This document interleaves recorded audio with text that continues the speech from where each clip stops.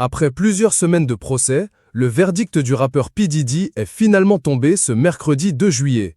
Selon les informations de la BBC, le rappeur accusé de trafic sexuel a été reconnu non coupable de plusieurs chefs d'accusation qui le visaient.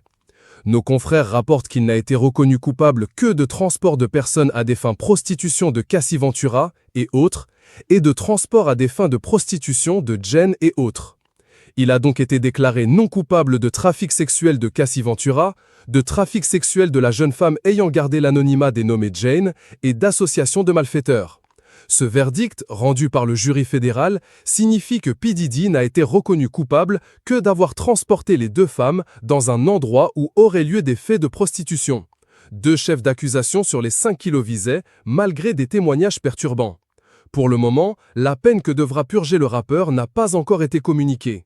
Comme le soulignent nos confrères de Ouest France, à moins que le juge ne choisisse de fixer une peine immédiatement avec placement en détention provisoire, c'est audience distincte qui la déterminera. Pour rappel, cela fait désormais 2 mois que Sean Combs, mieux connu sous le nom de Puff Daddy ou encore de P. Diddy, est en procès pour des faits de trafic sexuel et association de malfaiteurs ayant eu lieu entre 2004 et 2024. Après 7 semaines de ce procès ultra médiatisé qui s'est tenu à New York, les 12 membres du jury ont mis plusieurs jours à délibérer.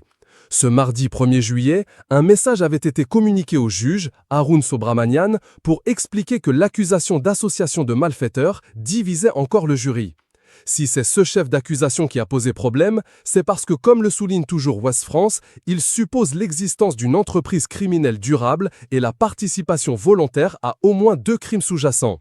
C'est aussi le crime le plus sévère, retenu puni, avec une peine maximale de réclusion à perpétuité. Les 4 autres chefs d'accusation concernant le trafic sexuel et le transport de personnes à des fins de prostitution sont quant à elles chacune passibles de peines allant de 10 à 15 ans de prison.